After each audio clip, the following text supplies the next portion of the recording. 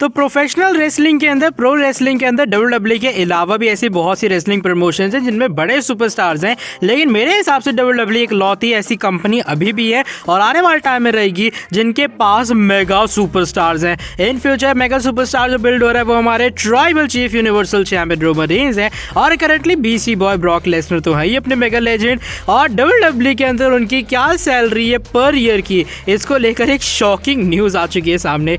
और सैलरी सुनने के बाद आप पक्का ये कहोगे कि भैया दुनियादारी छोड़ो, बनते हैं रेसलर। बाय द वे इसके अलावा हम लोग फिएंड ब्रे वार्ट के बारे में करने वाले हैं बात, और उनको कितनी क्रिएटिव फ्रीडम मिली थी अपने डब्ल्यूडब्ल्यूई के टाइम में, ये बातें रिवील हो चुकी है। और अंडरटेकर ने करा इस बात को कंफर्म, क्या वो रेसलमेनिया 38 के अंदर कम्पीट करेंगे आफ्टर ने, जब वो रिसेंटली आए थे रेसलमेनिया की सेल्स पार्टी में। So without wasting any time let's begin this video. तो वीडियो को शुरू करते सबसे पहले हमारे tribal chief universal champion head of the table Roman Reigns and Beastie boy Brock Lesnar के बारे में। आया ना बहुत से लोगों को लगा होगा हम लोग ये वीडियो के एंड में डिस्कस करेंगे, लेकिन नहीं, हम लोग वीडियो के स्टार्टिंग में डिस्कस करने वाले हैं इन दोनों सुपरस्टार्स की सैलरी जो कि रिसेंटली आ चुकी है सामने। और जैसे मैंने वीडियो की स्टार्टिंग में कहा, सैलरी सुनने के बाद यही कहोगे दुनियादारी छोड़ो, चलो बनते हैं चल के रेसलर। क्योंकि रिसेंटली एक रिपोर्ट आती है सामने और मैं रिपोर्ट से ये बात कंफर्म करती है, इवन डेव मेल्टजर पे बात कंफर्म करते हैं। वैसे मैं डेव मेल्टजर पे ज़्यादा विश्वास करता नहीं हूँ, लेकिन अब बाकी सोर्सेज ने भी इस बात को कंफर्म की है। और बताया जा रहा है कि डब्ल्यूडब्ल्यूई के अंदर आपको ऐसे काफ़ी सारे मेगा सुपरस्टार्स मिल जाएंगे जिनकी सैलरी काफ़ी ज़्यादा है। और ऐसे बहुत से सुपरस्टार है जिनकी $5 मिलियन सैलरी है, $5 मिलियन पर ईयर की। मैं कॉन्ट्रैक्ट की बात नहीं कर रहा हूँ। अब चलो ये तो $5 मिलियन पर ईयर सुनने में थोड़ा कम लग रहा होगा ना, क्योंकि हमें अंदाजा नहीं कि भैया $5 मिलियन होंगे कितने। लेकिन अगर मैं इसे INR इंडियन रुपीज़ के अंदर कन्वर्ट करता हूँ तो हमारे गूगल भाई साहब या फिर गूगल बाबा ये बताते हैं कि $5 मिलियन पर ईयर का मतलब हुआ 37 करोड़ रुपीस, 37 करोड़ रुपए।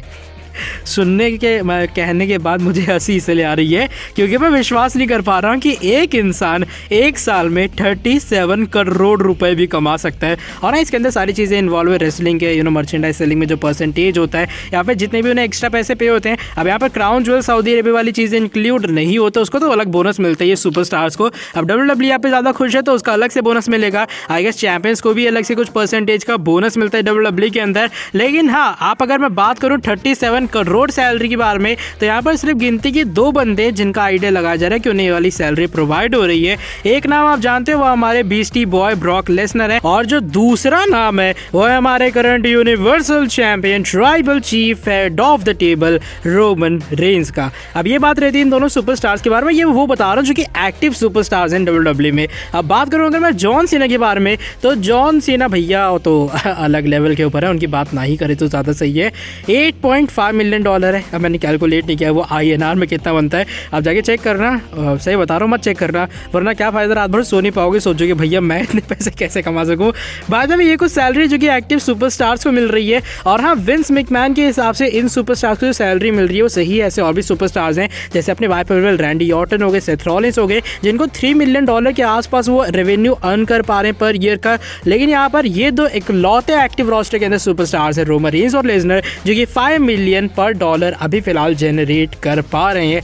इसको लेकर क्या आपका ओपिनियन जरूर शेयर करना कमेंट सेक्शन के अंदर। आज की जो हमारी नेक्स्ट अपडेट है वो इस बार जुड़ी है फिएंड ब्रे वार्ट के बारे में। अब डब्ल्यूडब्ल्यूई से ब्रे वार्ट को रिलीज किया गया, डेफिनेटली वो चीज़ काफ़ी ज़्यादा अनफॉर्चुनेट थी। लेकिन एक जो रीज़न बताया जा रहा था वो ये कि ब्रे वार्ट काफ़ी जीनियस है, काफ़ी क्रिएटिव माइंड वाले हैं। डब्ल्यूडब्ल्यूई ने उन्हें रिलीज़ किया, उनका ही घाटा होगा क्योंकि ब्रे वार्ट के पास काफ़ी सारे यूनिक आइडियाज़ थे। और अगर डब्ल्यूडब्ल्यूई उनको क्रिएटिव फ्रीडम देती वो डब्ल्यूडब्ल्यूई के अंदर और भी कमाल कर पाते। और होता कि रिसेंटली एक जो बंदा डब्ल्यूडब्ल्यूई के लिए मास्क वगैरह में बनाता हुआ नजर आते, जिन्होंने ये बात कंफर्म की थी कि ब्रे वार्ट हॉलीवुड में जा रहे हैं, उनकी मूवी की शूटिंग काफ़ी जल्दी स्टार्ट होगी। वो बताते हैं वो डब्ल्यूडब्ल्यूई के लिए मास्क वगैरह बनाते हैं, उन्हें काफ़ी सारी चीज़ें और भी पता है डब्ल्यूडब्ल्यूई के बारे में, जैसे कि ब्रे वार्ट को कितनी क्रिएटिव फ्रीडम मिली थी। वो बताते हैं डब्ल्यूडब्ल्यूई में ब्रे वार्ट को सही में काफ़ी ज़्यादा क्रिएटिव फ्रीडम मिली थी अभी रिसेंट टाइम के अंदर, जब वो अपना ब्रे वार्ट वाला या फिर फायरफ्लाई जो कैरेक्टर हाउस है वो सब चलाते थे। और एक तरह का जो वो चीज़ कह दे वो क्रिएटिव टीम अप्रूव ना करे, ऐसा हो ही नहीं सकता। 99.9% चांस है कि उनकी क्रिएटिव चीज़ें हमें अप्रूव होती हुई नजर आएगी। हाँ, ये चीज़ें होती हैं कि मान लो ब्रे वार्ट ने कहा कि भैया हम छोले भटूरे खाएंगे,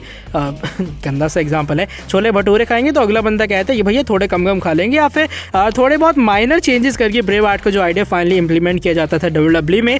और ज़्यादा कुछ उन्हें छूट कह सकते हो, ये रिस्ट्रिक्शन नहीं थे कि नहीं भैया आप ये नहीं कर सकते, फलाना नहीं काम कर सकते, आप ये नहीं कर सकते, ऐसा वैसा करके। लेकिन WWE ने काफ़ी अच्छी खासी क्रिएटिव फ्रीडम यहाँ पर ब्रे वार्ट को दी थी आखिर में। लेकिन चीज़ें एक अनफॉर्चुनेट वे में एंड होती है और ब्रे वार्ट को रिलीज़ किया जाता है, वो डिफरेंट बात थी। और बताते मैं भी मास्क बनाता हूँ WWE के लिए, तो जो मेरी ड्यूटी रहती है वो ये रहती है कि मैं कंफर्टेबल और एक ड्यूरेबल मास्क बनाऊँ। तो आखिर में बस यही चीज़ करना चाहूँगा कि शायद WWE और क्रिएटिव फ्रीडम ब्रे वार्ट इन सभी के बीच में ये सारी चीज़ों का तालमेल नहीं बैठ पाया, इसलिए अल्टीमेटली उन्हें रिलीज़ कर दिया गया। लेकिन अब हम लोग बढ़ लेते हैं आज की हमारी नेक्स्ट एंड फाइनल अपडेट की तरफ, और इस बार ये जुड़ी है the dead man the phenom Undertaker के बारे में। अब जो लोग चैनल पर एक्टिव रहते हैं उन्हें ये बात पता होगी कि जो सेल्स पार्टी थी रेसलमेनिया की, वहाँ पर हमें अंडरटेकर आते हुए नजर आते हैं। और अंडरटेकर आते हैं और वहाँ पर उनका इंटरव्यू भी होता है, पूछा जाता है कि भैया कैसा आपको फील हो रहा है आप रेसलमेनिया 38 की सेल्स पार्टी में। वो कहते हैं काफ़ी अच्छा फील हो रहा है। साथ ही में उनसे पूछा जाता है कि आप रेसलमेनिया 38 में एक और मैच में कम्पीट करोगे, क्या डेड मैन एक बार फिर से वापस आएगा और क्या वो AT&T स्टेडियम के अंदर कम्पीट करने वाला है। वो कहते हैं देखो मैं अगर सही बताऊं तो मैं कम्पीट करना चाहता हूं, मेरा ये जो दिमाग है, मेरा जो दिल है, वो हमेशा रेसलमेनिया के लिए रेडी रहता है। और स्पेशली जब जो रेसलमेनिया वो AT&T स्टेडियम के अंदर हो रहा हो, तो भाई वो एक अलग फीलिंग होती है कि मैं वहाँ पर जाकर कम्पीट करूँ। अब मैं उसका पार्ट तो हो सकता हूँ, लेकिन अगर मुझसे आप कहो मैं फिजिकल लेवल में वहाँ पर परफॉर्म करूँ या फिर फिजिकल वे में वहाँ पर इन्वॉल्व हूँ, तो ऐसी चीज़ें शायद अब पॉसिबल नहीं होंगी। अब देखो मैं ऐसा कर सकता हूँ कि मैं अपनी डेडमैन वाली गिमिक को यूज़ करूँ, मैं रेसलमेनिया के अंदर एंट्री लो, फैंस के सामने आओ और फैंस को अपनी एक झलक दिखा के प्रोमो वगैरह कट करके या फिर थोड़ा बहुत ना के बराबर एक्शन करके यहाँ से जाता हुआ नजर आऊँ। लेकिन अगर आपको एक प्रॉपर मैच में कम्पीट करना, शायद वो चीज़ें आपको नहीं दिखाई देंगी, शायद अब जो अंडरटेकर है वो वाला आपको दिखाई नहीं देने वाला है। अब देखो जब भी लोग अंडरटेकर का नाम सुनते हैं, मैंने देखा कि भाई बहुत से लोग एक्स्ट्रा पे करने के लिए तैयार होते हैं कि हाँ भाई ये बंदा आ रहा है तो मैं इसको देखने पर्सनली जाऊँगा। अब चाहे उन्हें बाकी शो पसंद आए, लेकिन अंडरटेकर नाम से ऐसे बहुत से लोग होंगे जो कि अपनी टिकट्स बुक करते हैं, वो पैसे भरते हैं सिर्फ और सिर्फ अंडरटेकर को देखने के लिए। और अगर मैं फिजिकल वे में वैसी चीज़ें ना पुट ओवर कर पाऊँ, अगर जितने लोगों की उम्मीद है मैं उस चीज़ को फुलफिल ना कर पाऊँ,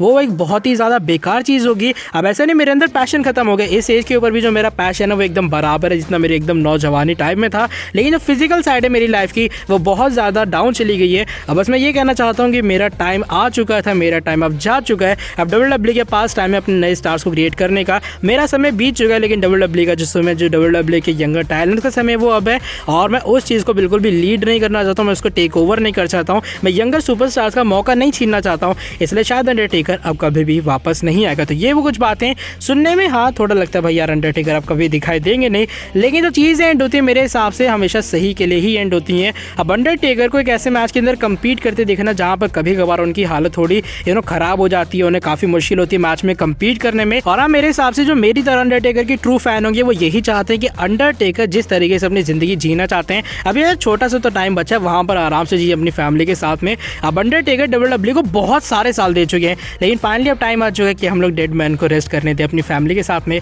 और उन्हें दें कुछ पर्सनल टाइम। आज की वाली वीडियो बस यही तक की। वीडियो पसंद आई आपको बता आपको क्या करना है, लाइक करना है, नीचे वीडियो को सब्सक्राइब करके बेल नोटिफिकेशन को ऑन कर देना है, और ऐसी कुछ रोहन बाबा की बातें सुनने के लिए सब्सक्राइब करके बेल नोटिफिकेशन को ऑन करना। मिलता है आपसे आके नेक्स्ट वाली वीडियो के अंदर काफ़ी ज़्यादा जल्दी। Till then bye bye, take care.